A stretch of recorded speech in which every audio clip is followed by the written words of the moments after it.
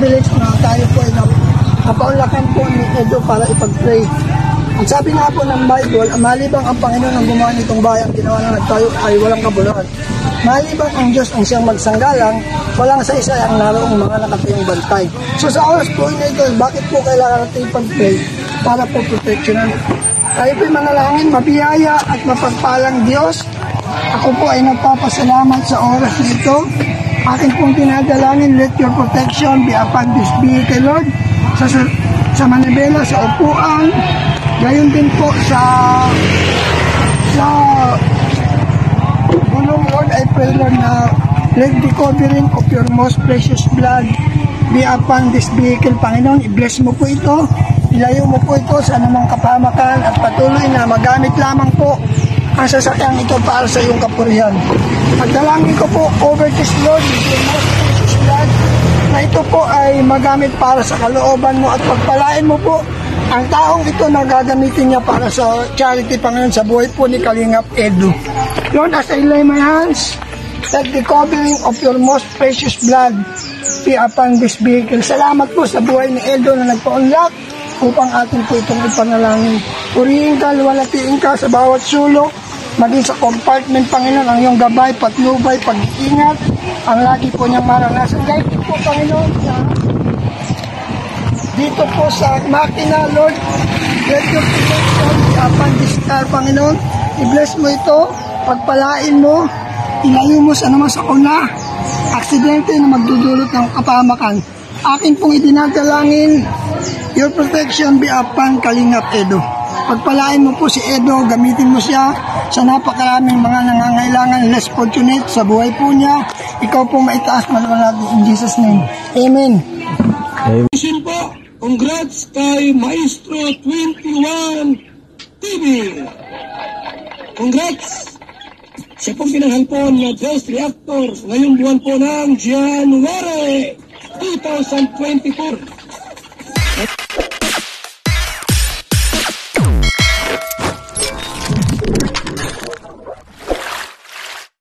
Okay, mga kalingap, mga kapatid, isang mapagpalang umaga, tanghali, gabi po sa inyong lahat. Sana po ang lahat ay nasa mabuting kalagayan at ligtas po sa anumang kapahamakan, saan man po kayo dako ng mundo naroroon. Ako muli ang inyong lingkod, Maestro 21 TV.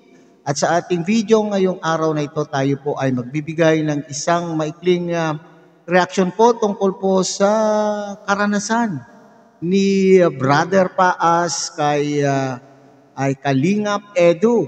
Okay, hindi makapaniwala or namangha ang isang Brother Paas sa ginawa po ni Kalingap Edu sa kanya po.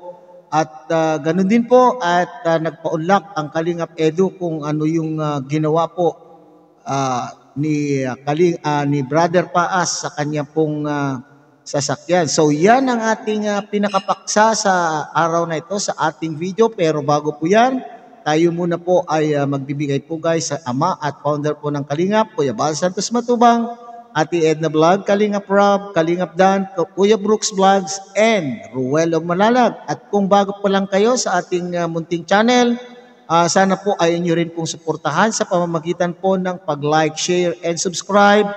At tuloy pindutin na rin po ang notification bell upang sa ganun po ay tayo rin naman po ay magkakasama na muli sa ating sa susunod pa nating mga reaction videos na ating gagawin. Okay? Alright. So likewise sa ating pong mga kapwa reactor diyan sa Karepa, Kalingap Reactor Partners, sa pamumuno po yan ng ating presidente Javier De Leon aka Virador. Mega loud shout out po sa inyong lahat. At sana tangkilikin din po, suportahan po natin ang ating mga kapatid, mga Kalingap partners, Kalingap charity vloggers. Okay? At ganun din po, mega loud shout out sa ating mga Kalingap subscribers, supporters, and organic sponsors. Okay? Likewise, sa ating pong mga kapatid po dyan sa Team Siomai, Kalahi ng Kalahi Community at ang buong Kalahi Community. Alright? So, mayroon po akong kinuhang video clip doon po sa channel po o sa vlog po ni Brother Paas. At doon po sa mga hindi pa po nakakasuporta o nakadikit, nakasubscribe kay Brother Paas, ay sana po ay inyo rin pong tangkilikin, pakipuntahan po ang kanya pong channel at tuloy, suportahan din po natin ang kanyang mga upload videos. Okay? So, tunghayan muna natin ang isang maikling video po na mula po sa channel po ni Brother Paas. Pwede ko bang iportahan ito? Magpunta tayong Naga sa pagpapadoktor ko. Hindi kita bigyan ng pampapunta. Hindi kita sponsor na. Oo. Talaga? Kasi mapa-check up ulit ako August 13. August 13. Oo. Bigyan na lang kita kahit okay ngayon. Para Lingap, ito po yung hindi na raw po siya Maraming salamat sa blessing. Pagpalain ka ng Panginoon. Yes. Maraming salamat sa pagpapaunlak mo sa aking kailingan na may pag-pray kita at the same time yung sasakyan para may protection ng Diyos. Kasi lagi ka bagang sa malayo at the same time madalang kitang matsyempuhan. Ito lang yung opportunity na matsyempuhan kita. Sana mabisita ulit natin si Daniel, ano? anak mo? Yung Daniel baga na pinuntahan natin. Pag maganda na ang daan dyan, kasi nung nakarang hirap, nakakatakot yung daan, baka mapitirahan ng Mag-single motor tayo. yung motor nga ang kailangan. Oo. Kaya salamat ng marami, ha? Opo, walang ano man. Sa mga kalingap, mapakaraming salamat kasi nabigyan tayo ng pagkakataon ni Edo. Kahit sa kabila ng kabisihan niya ay nagpa-unlock po siya sa akin na ipag-pray yung kanyang sasakyan. Alright, so yan ang ginawa po ni Kalingap Edu. Okay, so masasabi po natin na isa pong sa ating mga Kalingap partners na charity vlogger po, si Edu, na mayroon po talaga, bukal po talaga po sa puso po ang pagtulong. Nakita po naman po ninyo, ha? Kung inyo pong bibisitahin po ang channel po ni Kalingap Edu, bagamat siya po ay sikat na sikat, nakikita po natin nakikita po natin sa mga Kalingap serye na siya po ay gumaganap bilang isa po sa mga leading men o leading man po ni Beyonce. Pero kung inyo pong bibisitahin po ang kanyang channel ay charity work, marami po ay karamihan lahat po ng kanya pong upload videos ay tungkol po sa mga ginagawa niyang pag-charity o paglingap po sa ating mga kababayan na nasalaylayan po ng ating lipunan. Okay? At sa katunayan nga po, si Kalingap Edu po ay marami na rin pong mga scholars, marami na rin pong natutulungan na mga senior citizens at mga bata na talagang nangangailangan po talaga naman ng paglingap ng isang mga Kalingap partner na kagaya po ni Edu. So hindi po natin inaasahan yung kanya pong ginawa po kay Brother Paas. Okay? Sa atin pong nagdaan, kung inyo pong maalala, sa atin pong nagdaan ng mga content, ay nai-content po natin si Brother Paas na siya po ay nasa klinika o nasa isang hospital at siya po ay nagpapa-endoscopy sa kadahilan ng hindi namamayat, nahuhulog po ang katawan.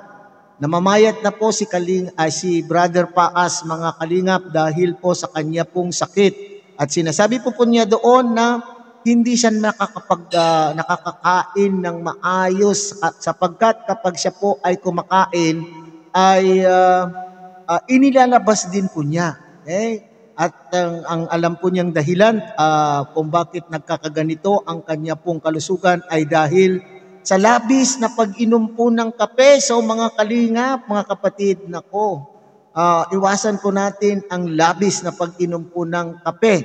Okay? Sa personal na experience, mga Kalingap, mga kapatid, ay kapag ako po ay, hindi rin po ako kumakain ng almusal, sapat na po sa akin na ako po ay makakape sa umaga. So, ibig sabihin, kapag tayo ay umiinom ng kape, ay nawawalan po tayo ng ganang kumain. Okay? Hindi tayo nakakain ng sapat na para sa ating pangangailangan o para sa pangangailangan po ng ating katawan. So, kung labis pagkape kung labis ang pag-inom po ng kape sa isang araw ay maaaring mawawala po sa isip natin o nakakaligtaan po natin ng kumain ng maayos. So ganun po siguro ang nangyari po kay Brother Paas. So ito nga po sinabi niya, Kalingap Edu, pwede ho ba tayong, pwede mo ba akong samahan o pwede ba natin itong gamitin ng iyong sasakyan? Pumunta po sa Naga kapag ako po ay nagpa-check up. Sabi ko niya, ay medyo alanganin pa po si Kalingap Edu sa kanya pong paglalakbay o sa kanya pong pagdadrive ng medyo mahaba-haba. Alam po naman po natin na bago pa lamang po yung sasakyan po ni Kalingap Edu.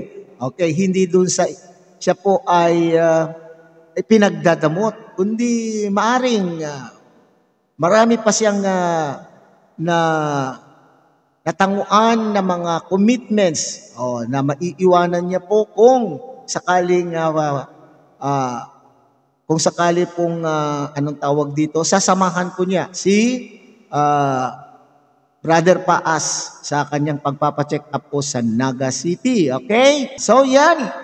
Sana po ay hindi magbabago po ang isang Kalingap Edu. Talaga pong sadyang napakabait po ang Kalingap Edu. Sabi ko nga kanina, kung inyo pong bibisitahin ang kanyang channel, napakarami na po niyang natulungan at sana ay hindi magbabago ang isang Kalingap Edu at tuloy mas lalo pa sigurong mas marami pa po siyang matutulungan kung tayo mismong mga taga-subaybay po or supporter po ng Kalingap, kung tayo po ay nagmamahal at sumusuporta po sa programa po ng Kalingap, sana po ay yakapin po natin ng mahigpit na mahigpit po ang isang Kalingap Edu at sa pamamagitan po ng pagsuporta po sa kanyang channel at nang sa ganon ay mas marami pa po tayo mga kababayan na hindi natutulungan o hindi naaabot ng tulong ng ating pamahalaan o gobyerno.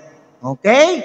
So hanggang dito na lamang po ang ating reaksyon po tungkol po dito at sana po muli tangkilikin po natin Kuya Bal Santos Matubang, Ate Edna Vlog, Kalingap Rob, Kalingap Dan, Kuya Brooks Vlogs at siyempre Ruel of Malalag at muli pinakikiusap po ng inyong lingkod na sana po tangkilikin po ang munting channel ito sa pamamagitan po ng pag-like, share, and subscribe at tuloy pindutin na rin po ang notification bell at nang sa ganon tayo muli po ay magsama-sama sa susunod pa natin pong mga reaction videos na ating gagawin. Muli, isang mapagpalang umaga, tanghali, gabi po sa inyong lahat. Mabuhay po kayo and God bless everyone.